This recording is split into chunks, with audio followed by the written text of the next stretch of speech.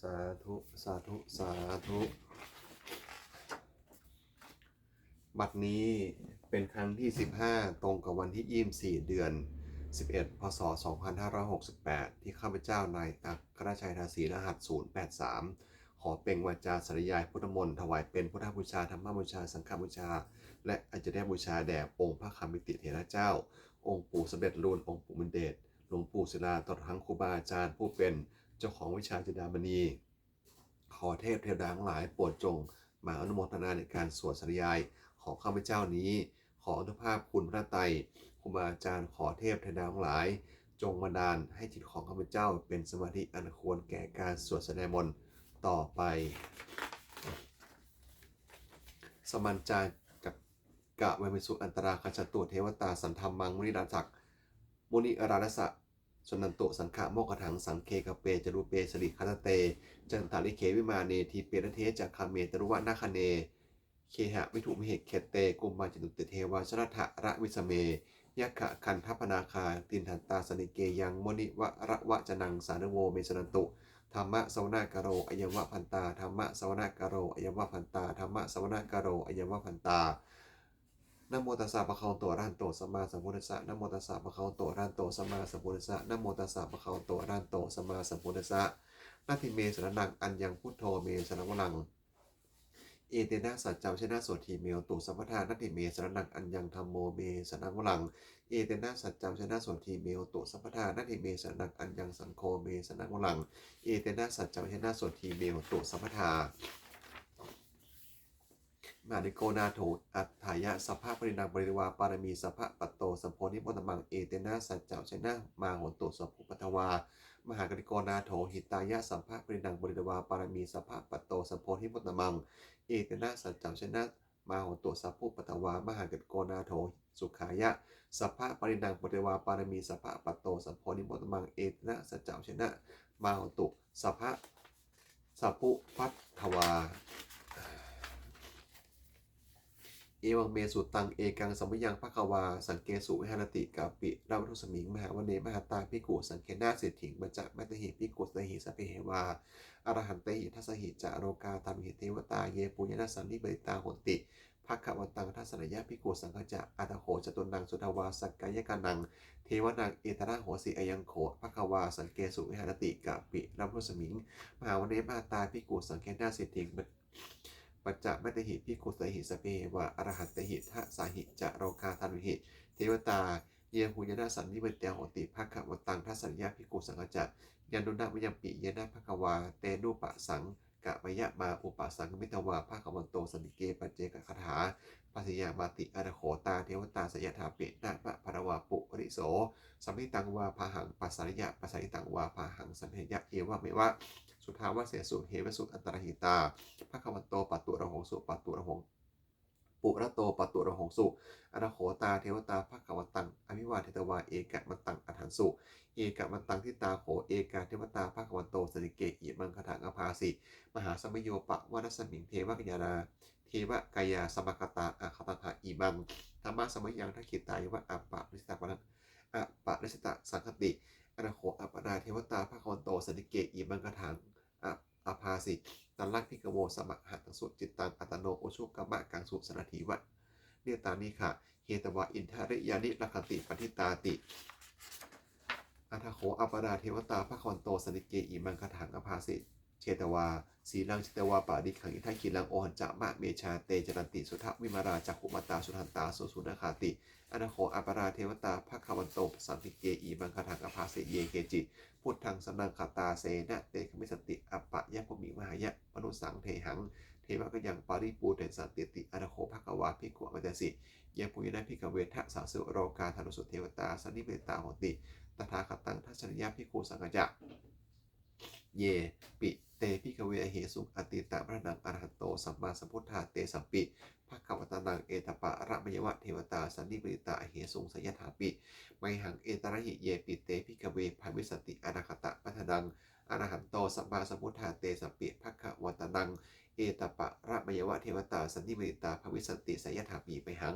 เอตระหิอาชิคัสมิภิกขเวเทวะยานังน นามามิกิตตอิสมิพิกเวเทวะยันดังนามามิทริสามิพิกเวเทวะยันดังนามามิตังสุนันทะสารุกังมานิสกโรธะภาสิสามิติเอวังพันเตติโขเตภิกขุภะวันโตปัจจโสสุภควาเอตถาโวจะสีโลกัมมนุกัสมิยถากุมบาตถาสิตาเยสิตาสนิคัมพลังปริตตาสมาหิตาปูทูเสหวะรันสาลินาโลมะหังสาพิสัมพุโนโรธาตมะนะสาสุธาวิปัปสันนามะนาวิลาพินโยปัจจชายเตยตวาวะเนกัปปินวัฏเวตาโตอภิญิสถาสาวเกสาสนิเตเหวะกายาพิกตาเตวิชราธาพิกโวเตจะอัตตปะมากรุงทุนวาพุทธสานังเตสัมปตระหุงยานังอมนุสาทัสนังอเปเกสตะมะหุงสหสังอัฏฐสันตลิงสตังเอเกสหสนังอมนุสานาพนสงอเปเกนตะมะหุงทิสาสัพพาพุตตาหุงตัจจะสัพพังอภิญญะภาวะคิตวนาจักโกมาตาโตอปัญญิสัทธาสาวเกสาสเรนเตเทวกายาพิกตาเตวิชทัพิกโวเยวหังกิตะสมิคิลาหิอนุปปโสสัตตะสหัสสาวะยะขาโกมากะปิรวัฏวาอินทิมโตชติมโตวัตมโตยสัจเจโนพุทธมนาทิมุพิกุดังสามิติกุดังชาสหัสสายเหมวตายะขานานาตวิโนอินทิมโตชติมโตวัตมโตยสัจเจโนพุทธมนาพิมุพิกุดังสามิติกุดังสตาคิลาติสหัสสายะขานานาตวิโนอินทิมโตชติมโตวัตมโตยสัจเจโนพุทธมนาพิมุพิกุดังสามิติกุดังอิเจเตโสภาสหัสสายะขานานาตวิโนอินทิมโตชติมโตวัตมโตยสัจเจโนพุทธมนาพิมุพิกุดังสามิติกุดังเมสามิตาปัจจตายะขานานาตวิโดอินทิมโตชุติมโตวัฏฐมโตยิสัสโดโอทามนายพิกโมพึงดังสามิติวดังคุมเบโรสกาหิโกเวทปุรสะนิเวสนังพินโยดังสตะสหัสสังยะขานังปะอิรูปัสติกุมพิโรสกาหิโกโสปะคะสามิติวดังปุริมะจักที่สังราชาทัตตาโถปัสสาติคำพัฒนาเทวติมหาราชายาไสโสปุตตปิรสภาโวอิทัมนามหาพลาอินทิมโตชติมโตวัฏฐมโตยิสัสโดโอทามนายพิกโมพึงดังสามิติวดังทักกินจักที่จังราชาวิรุมโหตัปปะสาสติกุมพระฐานังอธิปติมหาราชายะสาเทโสปุตตาปิณสภาโวอินทมนามหาพลาอินทิมโตชุติมโตวัฏฐมโตยสัสโดโมทัมนาพิกโมพึกดังสามิติกุดังปัจฉิมัจจทิสังราชาวิรุปโขปัสสาสตินาคตังอธิปติมหาราชายะสาเทโสปุตตาปิณสภาโวอินทมนามหาพลาอินทิมโตชุติมโตวัฏฐมโตยสัสโดโมทัมนาพิกโมพึกดังสามิติกุดังอุตตะปัจจทิสังราชากุเวโรตัปปะสาสติยะขันตังอธิปติมหาราชายะไสโสปุตตาปิณสภาโวอินทมนามหาพลาอินทิมโตชุติมโตวัฏฐมโตยสัสโดโมทัมนาพิกโมพึกดังสามิติกุดังปุริมาทิสังทัตตะโถทักกินนาวิรุปโกปัจฉิเมนาวิรูปโขกุเวโรอุตรังทิสังจัตตารโรเตมหาราชาสมันตาจัตุโรทิสาทันละมานาอัฏฐสุวะเนกับปิรพัทเวเนสังมยโดทัสสาอาโหจันติกาสทามายาโกเกนถุเกนถุวิภูจะวิปโตสหจันโดจันทโดกัมมาจันโถจะกินโนมถุนิมถุจะปะนันโทโอปาโยจะเทวสุโตจะมัตตลิจิตตาเสโนจะคัมโพปะโพราชาชโนสัพโพอาคูปัจจสีโขเจวะติมเมรูสุริยวัชสาเอเตจันเยจาราชโนคัมภพาสหรุชพิโมทัมนายพิกมงพิกุดังสามิติกุดังอาคูนาวาสานาคาเวสลาสหตัญชกากัมภราสตาราอาคูปยคาสหยติพิยมุนาทักตาถาจะอาคูนาคายสัสโนเอราวโนมหาราโคโสภคะสามิติกุดังเยนะคะราเชสหัสสาหนติที่พานิชาปะขิสุทัจจคุเวหายสาเตวนามัชมาปัตตาจิตตาสุปนาอิติเตสนามังอภัยันตถานะฆราชานามาสิสุปนโตเขมมะกสิพุทโธสานาหิวจาหิอุปวหายันตานาคาสุปนาสนะมะกสุพุทธังชิตาวิชิระหัตเถนะสุมุทังอชุตาชิตาพัตตโรวะสะวเสเตอินทวโตยัสสิโนกัญชามหาวิจมาอสุนาธนะเวคสาเวปปิติสุจิติจะมหาราโทนะมุจิสหะสนจักภาริอุตนังสัพเพโรจนาภกาสันในหิตวาภานิเสนังราหุพัทะมุปะขมุงสมาโยธานิพนเตพิกุดังสามิติวะดังอโปจะเทวาปฐวีจะเตโชวโยตถาคมงวรณาวนาเทวาโสโมจะยะสาสหะเมตตากรุณากายิกาอาคูเทวายะสติโน เทสเตสทากยาสเพนนานาตวิโดอินทิมโตสติมโตวัตตามโตยสัจโนบทธรรมดาพิกบุพุทธศามิติกุดังเวทูจัเทวาสหรีจะอัสมาจะเทเมยามาจันทันสุบริสาเทวะจาทมคูปรกิตาสุริยสุบริสาเทวาสุริยมคูปรกิตานักขัตนิปุรกิตวะอาคูมนวะเลกอาคูมนวะราหกาวสุนังวสโวเสโถสักโกปะคาปุรินทโทเทสเดสทากยาสเพนนานาตวิโดอินทิมโตสติมโตวัตตามโตยสัจโนบทธรรมดาพิกบุพุทธศามิติกุดังอาณาโคสาภูเทวาชละมขิสิขานิวะอธิตกาจะโรชาจะอุมบาบุภาสิโนวัฒนาสหพมาจะอจุตาจะเนสกาสูเรยยะดุจราอาคูวสวัสเดสิโดเทสเตสนากยาสเพนานาตวิโดอิทิปโดสุติมโตวัตตามโตเอสเจโนโบธาปนาภิกบุวินาสามิติกวดังสมณามหาสมณามนุษย์สามนุษย์สุนมากินข้ามนุสิกาอาคูปะโนปทุสิกาอนาคูหรโยเทวาเยเจโลหิตวาสิโนปาราคามหาปาราคาอาคูเทวายะสสิโนเทสเทสนากยาสเพนานาตวิโดอินทิมโตสุติมโตวัตตมโตยะสสิโนโมทาปนาภิกบุวินาสามิติกุดังสุกากะรุมหาอรุณาอาคูเวขานาสาสหะโอทาตะไคหาปโมขาอาคูเทวาวิจักนาสัทธาเมตาหาคราชาวิสกาจะยะสสิโนทริยังอาคาปัจจุโนโยนิสาอภิวัสติเทสเนสนากยาสัพเพนันตวิโดอินทิมโตสติมโตวัฒมโตเทสโนโมธรรมดาพิกบุพินาสามิติกุณังคิวิญญาณุสตายามากันกาจะยัสจิโนสัมพิตการามาสถาโสตินามาจะอาสวานิมันตราติโนอาคูอัทาคูปารานิมิตาเทสเตสนากยาสัพเพนานาตวิโดอินทิมโตสติมโตวัฒมโตยัสจิโนโมธรรมดาพิกบุพินาสามิติวานังสันเตเตทิวะนิกายาสเพนนานาตวิโดนามันวายนะอาคันจุงเยจันเยสาหิสาสหะพระวุฒาชาติไปเกลังโอหตินามะนาสวังทักขีโมขตารังนาคังจันทังวังอะสิตาติตังสมมาปรมโตจะปุตตาอิทิมตัวสหสันนังกุมโนติโสจะโสภะสามิติวนังสหสพมะโรกนังมหาพมะพิติฐาติอุปปันโตสติมโตพิสมากโยยะสันติโสเทสนาอิสระอาโคปัจเจกวะสัมมติโนเตสจับวัชปปโตอาคาหานิโตบริวาริโตเตจะสพิกเตสิทธิเวสพมะเกมราเสนาพิกมิปัสสะกันหาสะมัธยังอัตเอทะคันทะพัทธะรายเคนะพัทธมัทุโวสัมปตาปริวาเถระมะโมพุชนาโคจินังเอติตถะมหาเชโนกันหะเสนาอภิชยิปรินาตระมหาจะสารังกัตวานะเพลวังยะถาปูชโกเบโขธนะยโตชวิจโกตถาโสปทุชาวติสังกุโทอาชยังวะเสตจะสมิญะตจะสพังอภิญญะภาวะคิตวนะจักกุมาตโตอมนิสัทธาสาวเกสรเตมะเสนาพิกตาเตวิชานาทะพิกโวเตจะอัตปะบังกลงสุรวะพุทธศาสนานังวิตะราคิหิปะกมงเนสังโลมปิอัชยงสัพเพวิชตาสังฆมาพยานิตายะสันโนโมนติสหพุทธิหิสาวกาเตชะเดสุตาตินาโมเมพุทธเตทสารัตนะ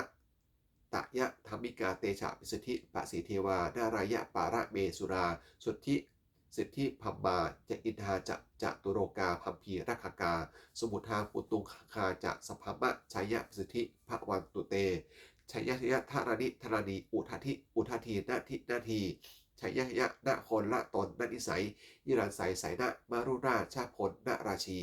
ชัยยะคัมพีระโสมาพีนาเคทะนาคีปีศาจปุตตะการีชัยยะทุนนิมิตราโรคีชัยยะสังคีสุทธาระมุขชาชัยยะวรุณมุขาสตราชัยยะจำปาทิดาคะกุราคันถกชัยยะคันชคนนาตุรงสุการะผู้ชงสิงหพยคาทีปาชัยยะวรุณมุขาชัยตายาตาชิตะไสนารีปุณจิตตินราตีชัยยะสุขาชีวีชัยยะธารณีนเรสธาสุชัยยาชัยยะธารณีสันติสัทธาชัยยะมกราชรัญญภักวเคชัยยะวรุณยักเขชัยยะราคเสสุราภุชะเตชาชัยยะพัมมะเมนทัคนาชัยยะราชาธิราชสัญชัยชัยยะปัทวิงสัพพังชัยยะอรหันตถาปัจเจกพุทธสาวังชัยยะมเหสุโรหะรินเทวาชัยยะ พัมมะสุรโขชายะอาโควิรุภโกรุปโขจันทิมาราวิอินโทจะเวนาตายโยจะกวีโรวะรุโนปิจะอาคิวะโยจะปุจุโธกุมารโรทัตตะรัตโกอัฏฐอัฏฐารสะมหาเทวาชติตาปะสะอัฏฐโยอาชิโดสาวกาสัพเพชัยโยธรรมโมภวันตุเตชยธรรมโมจะสังโฆจะทัสสปโรจะชยกังเอตนะชยเตชนะสัตถีชนทีภวันตุเตเอตนะพุทธเตชนะหนตุเตชยมังครังชยชโยปิพุทธะสริมโตอายังมนัสสะปะจะปปิมโตปาราชโยอุโขสยามโพธิบันเทปโมทิตาชยตถาพัมมาคณามเหสโนชโยปิพุทธะสริมโตอายังมนัสสะจะปปิมโตปาราชโยอุโขสยามโพธิบันเทปโมทิตาชยตถาอินทคะนามเหสโนชโยปิพุทธะสริมโตเอยังอายังมนัสสะจะไปปิมโตปาราชโยอุโขสยามโพธิบันเทปโมทิตาชยตถาเทวคณามเหสโนชโยปิพุทธศาสนิมโตอายังมนัสสะปะจากปปิมโตปาราชโยอุโขสยามโพธิบันเทปะโมทิตาชยตถาสุปนาคนามเหสิโนชโยปิพุทธะสนิมโตอายังมนัสสะจากปปิมโตปาราชโยอุโขสยามโพธิบันเทปะโมทิตาชยตถานาคขนาเมเหสิโนชโยปิพุทธะสนิมโตอายังมนัสสะจากปปิมโตปาราชโยอุโขสยามโพธิบันเทปโมทิตาชยตถาสุภมะคณามเหสิโนชัยยันโตโพธิเยชัยยันโตโพธิยาโมเรสักยานังกันนิมโนเอวังตวังวิชโยโหติชยสุชยบังคเรอัปปะชตพลังเกสีเสปัฏฐานิโพคะเลพิเศเกสัพพังพุทธนาคันปัตโตปปสติสุนัขตังสุปพลังสุปพัตังสุหิตังสุขตังสมุตังจะสุยถังพม่าจะได้สุพัฒกินังเป็นจักรบังวิจักกัมบังพัฒกินังพัฒกินังวโดกัมบังปะนิเตพัฒกินานิกตวนะรพันเทพัฒกิเนเตอาถาสันถารัฐาสุกิตาเวทุมหาพุทธศาสเนอโรคาสุกิตาหัวหะสหสามพิสเพหิยติพิสุนันตุผลตัญโยเยเทวะอสมิงฐานเนอธิคตาทิคายกาสทาหตุสุกิตาหตุสเพสัพพทาราคตุสภาสตนังราคตุจิตนาสาสนังยากาจิปัฏนาปัฏนาเตสังสัพเพปุเรนตุมโนรกายุคตะกะเรปะวสันตุวัสสังวัสสาวหะวราหกาโรคาจุปัทวาเนสังมิวาเรตุจะสัพพทากายาสุขังจิตตสุขังอรหัตันตุยะถาหังยะถาระหังเอวเมสุตังเอกังสมยังภควาสวัตถิยังวิหารติเฉตวเรอนากปิวัตอนากปิทิกัสสะอาราเมตระโขภควาภิกขุอวันเตสิภิกขะโวติพันเตติเตภิกขุภควันโตปัจจโสสุภควาเอตระโวจะอุปทวาจะอุปทวาภิกขเวตถาคตนังอุปทวาตถาคตนังทิตาวะสาถาตุธรรมทิตตาธรรมนิยามตาสัพเพสักระอนิจจติตังตถาคโตอภิสัมพุทธมติอภิสะเมติอภิสัมพุทธมิตวาอภิสะเมตวาอเจกเตเทสติปัญญาปติปัญหาเปติวิวรติวิภัชติอุตนีกาโรติสัมเพสังขาราอนิจจติอุปทวาภิกขเวตถาคตนังอุปทวาตถาคตนังทิตาวะสาถาตุธรรมทิตตาธรรมนิยามตาสัพเพสังขาราทุคติตังตถาคโตสัมอภิสัมพุทธมติอภิสัมเมติอภิสัมเมติอภิสัมพุทธมิตวาอภิสัมเมตวาอจิกเตเทสติปัญญาปติปัญหาเปติวิวรติวิภาชติอุตนีกาโรติสัมเพสังขาราทุขติอุปทวาหิกเวตถาคตนังอุปทวาตถาคตนังทิตาวะสาถาตุธรรมทิตตาธรรมนิยามตาสัพเพธรรมานันตติตังตถาคโตอภิสัมพุตติอภิสัมเมติอภิสัมปุปิตวาอภิสัมเมตวาอจิกเตเทสติปัญญาปติปัญหาเปติวิวารติวิภาชติอุตนีกาโรติสัมเพธรรมานันตติอิทัมมะโมจะภควาอัตตมะนาเตภิกขุภควโตภาสิตังอภินันทุนติอติตังนันวาขมยะนับปฏิกังเขอนาคตังบุคคลไม่ควรตามคิดถึงสิ่งล่วงไปแล้วด้วยอะไรและพึงระวังสิ่งที่มาไม่ถึงญาถาตีตามหิตันตังอุปนัญจะอนาคตังสิ่งเป็นอดีตไปแล้วสิ่งเป็นรถยังมาไม่ถึงปัจจุบันนันจโยธรรมังตถาถาวิปัสสติอสังกิลังอสังกุปังตังวิภาดุปรูหเย ผู้ใดเห็นธรรมมันเกิดขึ้นเฉพาะหน้าในที่นั้นอย่างแจ่มแจ้งไม่กลเกณฑ์ไม่คอนแคนควรพ่อควรในการเช่นนั้นไว้อาเชวะกิจจะบรรปังโกชัญญาพระดังสุเวความเพียรเป็นกิจที่ต้องทำวันนี้ใครเล่าจะรู้ความตายในพุ่งหาฮิโดสังคเนนะมหาชนะมัจจุนาเพราะความผิดเพี้ยนต่อมัจจุราชซึ่งมีเสนามากย่อมไม่มีสำหรับเราเอวังวิหาริมาตับปิงโอหันตะมะตันทิตังอโหรันตะมะตันทิตังตังเวพันเทกโนติสังโตอชิกเตมุนีผู้สงบจบย่อมเรียกก้าวผู้มีความเพียรอยู่เช่นนั้นไม่เกียจค้านทั้งกลางวันกลางคืนผู้เป็นอยู่แม้เพียงนาทีเดียวก็น่าชมสัพเพสังขาราอนิจจาสังขารคือกายใจและรูปธรรมนามธรรมทั้งหมดทั้งสิ้นมันไม่เที่ยงเกิดขึ้นแล้วดับไปและมีหายไป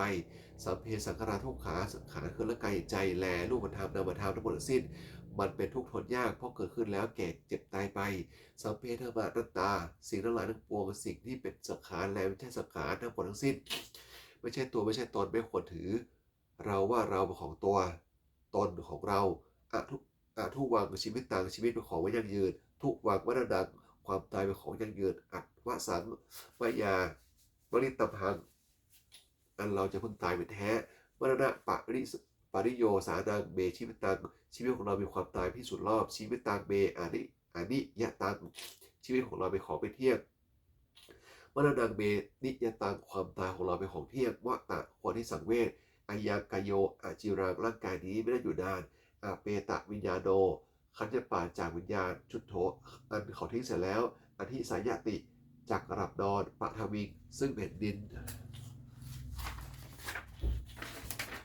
กาลีคลังอีวะประดุจดังว่าทอดไม้ทอดฟืนนิรันดร์หังหาประโยชน์ไม่ได้นิอนิจจาวตาสังขารา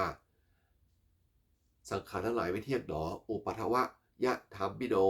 มีความเกิดขึ้นแล้วมีความเสื่อมเป็นธรรมดาอุปัชิตวานิรูดปฏิขันเกิดขึ้นแล้วย่อมดับไปเดสังวูปัสสะโมสุโขความเข้าไปสงบระงับสังขารทั้งหลายเป็นสุขอย่างยิ่งสัพเพสัตตามรติจะ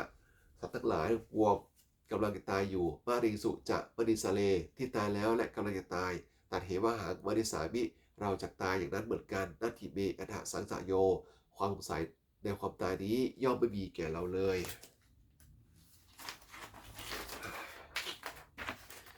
ยังกิจิกุสลังกัมบังสัพเพพัตเตติกันยังบุญญาโนอุมนุหันตุสุนันตุโพตัญโยเยเทวะอสมิงฐาเนอธิกตาติขายกาสทาหตุสุขิตาหตุทุกขาวุจตุมาตาปิตาสุขิตาหตุทุกขาวุจตุสัพเพยติกาสุขิตาหตุทุกขาวุจตุสัพเพยติกาสุขิตาหตุทุกขาวุจตุสัพเพปิจาสัพเพยขาสัพเพเปตาสุขิตาหตุทุกขาวุจตุสัพเพอาจาริยอุปชยาสุขิตาหตุทุกขาวุจตุสัพเพนัคตาสุขิตาหตุทุกขาวุจตุสัพเพเทวาสุขิตาหตุทุกขาปะมุจตุสัพเพสามารถตินังสามิฉันตุโวนะโมพุทธิสโตคันติมยะอิติภะคะวานะโมพุทธิสโตคันติมยะอิติภะคะวานะโมพุทธิสโตคันติมยะอิติภะคะวายาเทวตาสันติวิหารวิชดีโถเปคาเลนพุทธิคาเลตหิเตหิกดาธรรมะเทนะพวันตุพุชตาโสถิกโรเตหะวิหารมัทะเลเทราจมัชชิมานาวกาจะพิกโวสารามิกาธนาปฏิอุปสากาคามาจะเทสานิคามาจะอิสลาสัปปานุมุตตาสุกิตาพวันตุเตชราพุชาเยปิจอัฏฐสัมภวาสังเททะสาตาอัทโวปปติกานิยกังนิยานิกังธรรมวรังปฏิจจเตทัพเพปีทุกสักกโรตุสังขยังถาตุจิลังสัตตังธรรมโมธรรมธาราชบุคราสังโฆขตุสมะโขว่าอัฏฐายะจิตยะจะลักอาบิเหลักขตุสระโมสเพปิธรรมะจริโดวุถิงสัปปาปูเนยยามะธรรมเปอริยปเวทิเตสัปะสันนาโหตุสเพปิปานิโดพุทธสสาสเนสัมมาถารังปะเวสโตทวิกาเรเทโวปะอุสตุวุธิภาวายะสัตดังสมิถังเนตุเมธานิงมาตาปิตาจะอัตชังนิจังรัคติปุตตะกังเอวังธรรมเมนะราชโดปะชังกรคันตุสัพพทาทุกขปัตไตนิทุกขาพยาปัตไตนิพยาโสกาปัตไตนิโสกาโหตุสเปปีไปโดเอตาวตาจะอภิหิสัพพตังปุญญาสัมปทางสเพเทวานุโมตุสัพพะสัพพิสิทธิยาฐานางาตุสัทยะรักศีลคตุสัพพทาภวนาพิจตาโหตุคันจตุเทวตาคตา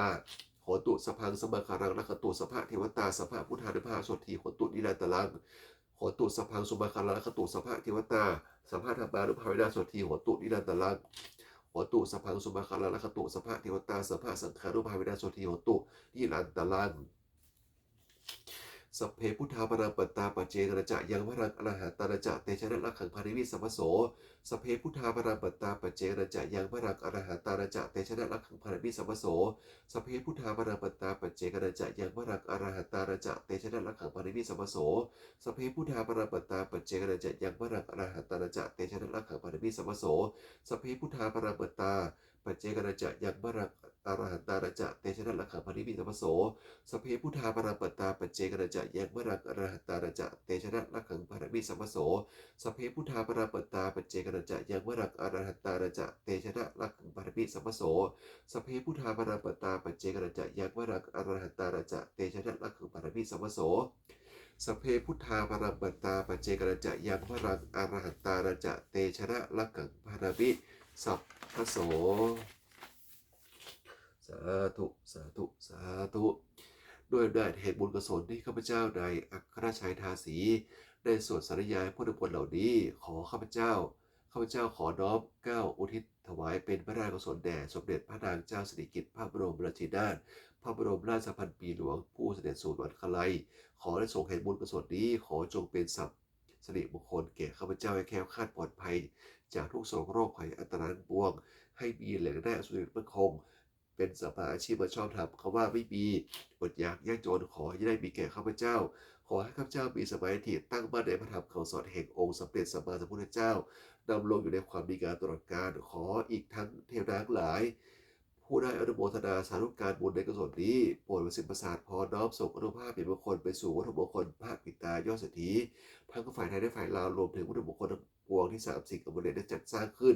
ให้เปลี่ยนด้วยพุทธานุภาพเทวานุภาพและอิทธานุภาพอันศักดิ์สิทธิ์อำนวยผลให้เป็นสิริมงคลแก่ผู้ปกครองและบูชาทุกๆประการเถิด